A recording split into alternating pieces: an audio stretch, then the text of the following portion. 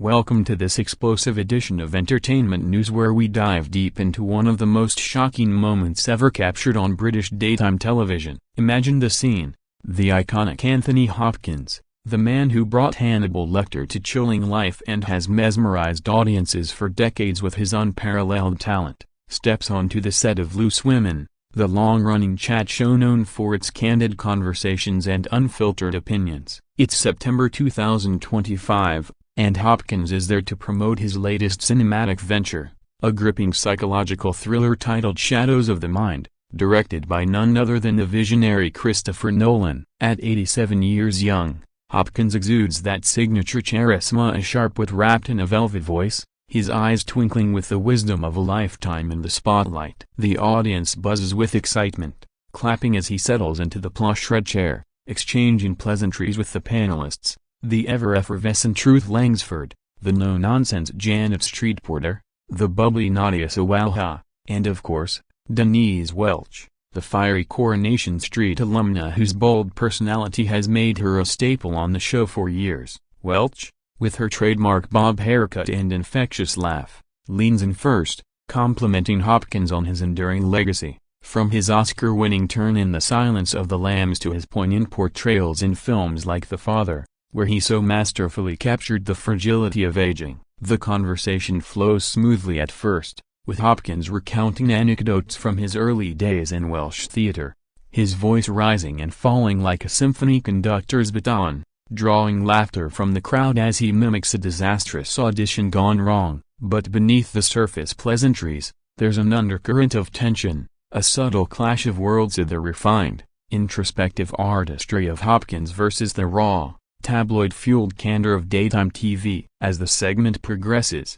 the questions veer from professional triumphs to personal territory, with Welch probing about Hopkins' views on modern Hollywood's obsession with reboots and sequels, a topic that's been buzzing in industry circles. Hopkins, ever the purist, responds thoughtfully, advocating for original storytelling over recycled narratives, his words laced with a gentle rebuke to the commercialization of cinema. The audience nods in agreement, but Welch, sensing an opportunity for spice, pushes back with her characteristic directness, suggesting that perhaps Hopkins is out of touch with younger audiences who crave familiarity in an uncertain world. It's a light jab at first, but Hopkins' expression shifts ever so slightly, a flicker of annoyance in those piercing blue eyes. Little do they know, this innocuous exchange is the spark that will ignite a firestorm, turning a routine promo spot into a viral sensation that would dominate headlines for weeks. As the cameras roll, capturing every nuance, the stage is set for a confrontation that no one saw coming, a clash not just of opinions but of generations, styles, and unyielding egos. Hopkins, who has faced down critics and co-stars alike with unflappable poise, finds himself in unfamiliar territory. The unpredictable arena of live television banter, where boundaries blur and emotions run high. Welch, on the other hand, thrives in this chaos, her background in soap operas honing her skills for dramatic flair. The panel chimes in occasionally, trying to steer the ship, but the chemistry or lack thereof between these two titans is palpable, hanging in the air like static before a storm. And as we recount this tale, we'll peel back the layers, exploring not just what was said but why it mattered, how it reflected broader tensions in the entertainment world, and the lasting ripples it sent through the industry. From Hopkins' storied career, marked by triumphs and personal battles with addiction and self-doubt, to Welch's own journey from stage to screen, battling mental health stigma with unapologetic honesty, this incident becomes a microcosm of fame's double-edged sword. So, buckle up as we rewind to that fateful afternoon in the ITV studios, where decorum met disruption, and a legend's patience was tested to its limits. The applause dies down, the host transitions smoothly, and Hopkins begins to speak, his Welsh lilt cutting through the chatter like a fine blade. He talks about the craft of acting,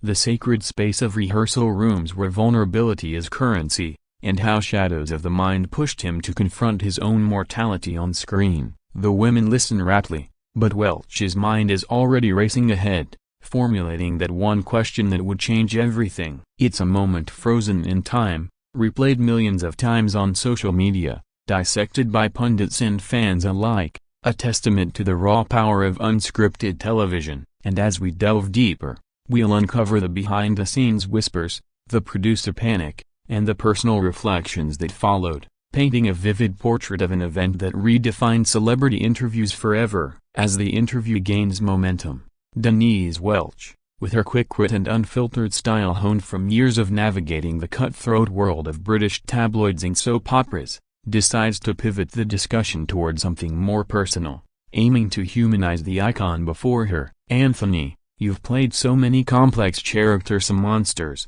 kings, lost souls, but tell us, what's the real Anthony Hopkins like off camera? Do you ever get tired of the method madness? Or is there a part of you that still chases that Lecter intensity in everyday life?" she asks, her tone playful yet probing, the audience leaning forward in anticipation. Hopkins chuckles softly at first, a rumble from deep in his chest, appreciating the nod to his most famous role, but there's a glint in his eye that suggests he's not entirely amused by the reduction of his ever to a single cannibalistic villain. He responds with measured grace, "My dear Denise, acting is not madness, it's discipline. Hannibal was a character, a shadow I stepped into and out of. Off camera, I'm a simple Mona painting, playing the piano, enjoying a quiet dram by the fire. The intensity you speak of, that's for the screen, not the supper table."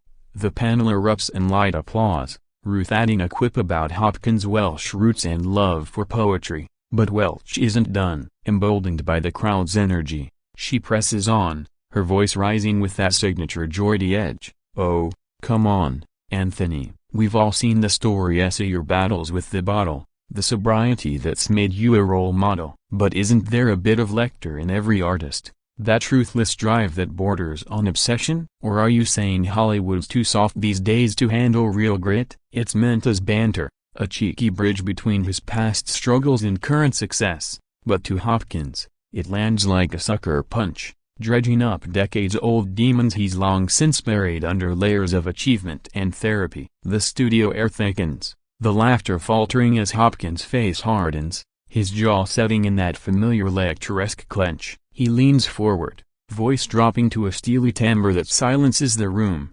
"Denise, with respect, my battles are not fodder for your afternoon entertainment. I've clawed my way from the valleys of Wales to the world stage, not to be psychoanalyzed by a panel of enthusiasts. Sobriety isn't a badge, it's survival. And if you think art lacks grit, perhaps you've mistaken soap suds for Shakespeare." The words hang heavy, the audience gasping collectively, a murmur rippling through the seats like a wave. Janet Street Porter tries to interject with a deflecting joke about dramatic pauses, but the damage is done. The line has been crossed, and Hopkins, not one to suffer fools lightly, feels the sting of condescension. Welch, caught off guard, flushes slightly, her defenses rising as she retorts, "Anthony, love, it's just chat. We're all survivors here. I've shared my own darkness on this very stage, no harm meant. But if you can't handle a bit of real talk, maybe stick to the Oscars crowd." The exchange escalates, voices overlapping in a cacophony of clipped British politeness masking raw emotion, the camera zooming in on Hopkins' knuckles widening against the armrest. Behind the scenes, producers scramble in the control booth, fingers hovering over the fade to commercial button, whispering frantically about damage control and PR nightmares. This isn't just a spat, it's a collision of authenticity versus vulnerability, where Welch's earnest intent clashes with Hopkins' guarded privacy, exposing the fragility beneath celebrity armor. As the argument unfolds, we see flashes of their respective worlds: Hopkins' disciplined ethos, forged in the fires of classical theater and Hollywood's golden age, versus Welch's tabloid-tempered resilience, where oversharing is empowerment. The audience, a mix of housewives and die-hard fans, is torn, as some cheering Welch's boldness, others murmuring sympathy for the elder statesman. Social media ignites even before the segment ends, with #Hopkins vs. Welch trending worldwide, clips dissected frame by frame. And in this heated core, we witness the birth of a moment that would spark debates on interview ethics, the boundaries of fame, and the cost of candor in an age of instant judgment. Hopkins, his breath steady but eyes aflame, counters once more, delving into a passionate defense of artistic integrity, quoting Dylan Thomas to underscore his point, while Welch holds her ground, invoking her own advocacy for mental health awareness. The panel fractures, loyalties divided, as the clock ticks mercilessly toward the commercial break that never quite arrives in time. The tension in the studio reaches a boiling point as Anthony Hopkins, his composure cracking like fine porcelain under pressure, delivers a verbal broadside that leaves the loose women panel stunned into a rare silence. "You speak of grit, Denise, but what do you know of the abyss I've stared into?" Not the scripted screams of Albert Square, but the real silence after the curtain falls, when applause fades and you're left with yourself. This show peddles in pleasantries laced with poison, probing wounds for ratings, not revelation. "I've earned my scars, don't you dare wave yours like a flag to diminish mine." His words, delivered with the precision of a Shakespearean soliloquy, cut deep, echoing off the brightly lit set and into the hearts of viewers tuning in from living rooms across the UK. Welch, no stranger to controversy, from her outspoken defenses of Meghan Markle to her raw admissions of bipolar disorder, feels the barb acutely, her eyes narrowing as she fires back. "Oh, Anthony, spare us the thespian sermon. We're not in the West End, this is real life, messy and unpolished. If sharing stories offends your delicate sensibilities, why bother showing up? We've had legends here before, and they didn't storm off at the first whiff of honesty." The audience erupts, a split roar of support and shock, with some chanting "Denise, Denise," while others call out for calm. The energy electric and chaotic. Ruth Langsford, ever the diplomat, attempts to mediate, her hands raised like a referee. Now, let's all take a breath. "Anthony, we adore you. Denise, you know that's not what you meant." But it's too late, the genie's out, and Hopkins, rising slowly from his seat with the deliberate grace of a lion shaking off torpor, fixes Welch with a gaze that could curdle milk. "Honesty? This isn't honesty, it's ambush journalism dressed as chit-chat. I've faced down directors twice your fire, survived the bottle's betrayal, and built a life from ruins. But I won't sit here to be schooled by someone whose greatest troll was shouting at a cobbled street." The studio freezes, jaws dropping as the implication lands a not-so-subtle dig at Welch's soap heritage, reducing her formidable career to caricature. Producers in the booth slam the emergency button, but the feed lingers a beat too long, capturing Hopkins' dramatic exit. He adjusts his cufflinks, nods curtly to the stunned hosts, and strides off set, the door swinging shut with a resounding thud that reverberates through the monitors. Back in the studio, pandemonium ensues. Welch dabs at her eyes, a mix of anger and hurt, muttering, "Well, that escalated," while Nadia rushes to hug her, and Janet quips dryly, "I suppose that's one way to promote a thriller." Cut to commercial, but the damage is irreversible within minutes. The clip explodes online, garnering millions of views, memes proliferating like wildfire. Hopkins as Lecter Favo beaning the panel,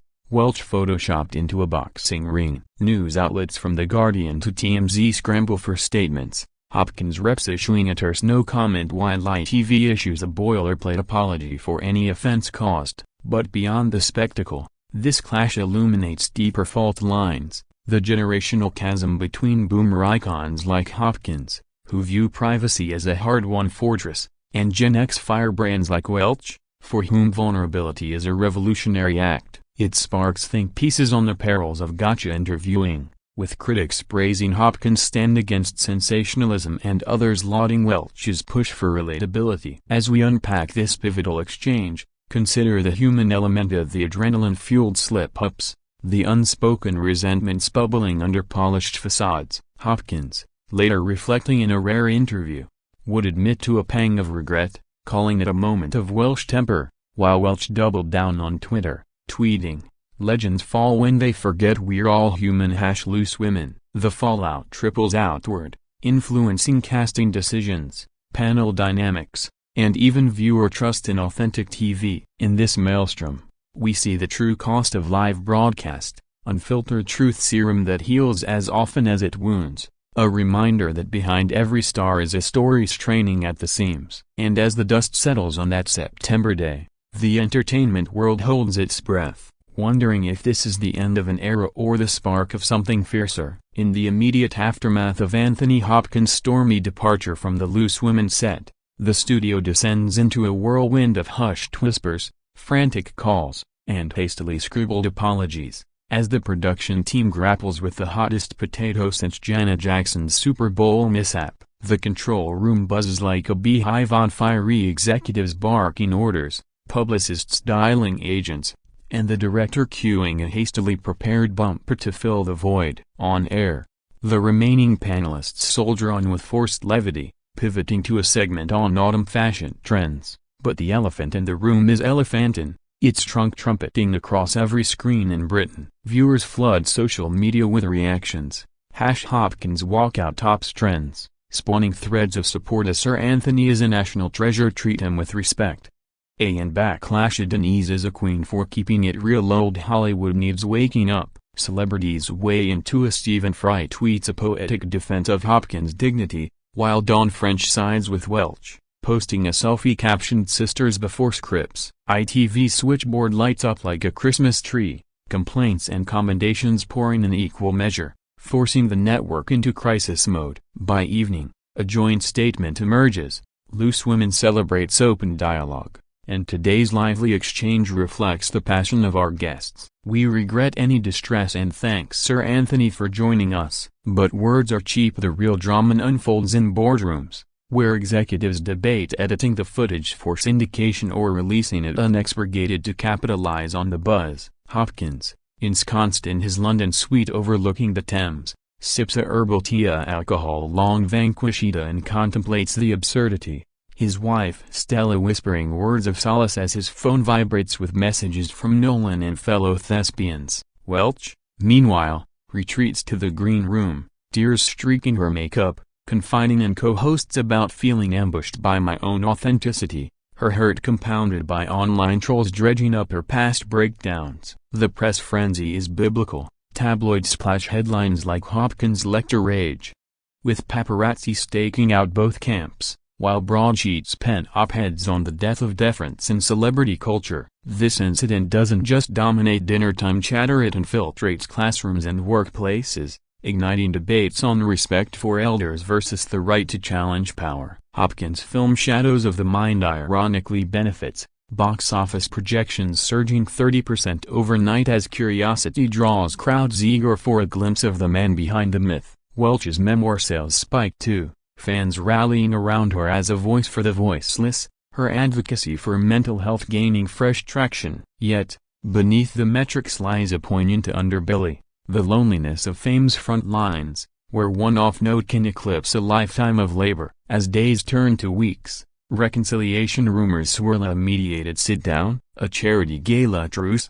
But silence prevails, each party nursing wounds in private. This chapter of the saga underscores television's dual nature, a mirror to society and a magnifying glass on its flaws, where vulnerability is both sword and shield. Hopkins, in quiet moments, sketches seascapes, channeling frustration into art, while Welch journals furiously, transforming pain into prose. The audience, that silent jury, evolves too, tuning in with sharper eyes, demanding nuance over noise. And in this echo chamber of aftermath, we glean lessons on empathy's elusiveness, how a single question can unravel threads painstakingly woven. Broader implications emerge, calls for interview training, diversity in panel selection, even think tanks pondering ageism in media. Sponsors waver, then recommit, betting on controversy's currency. Ultimately, this blow-up humanizes giants, reminding us that icons bleed ink and emotion like the rest of us,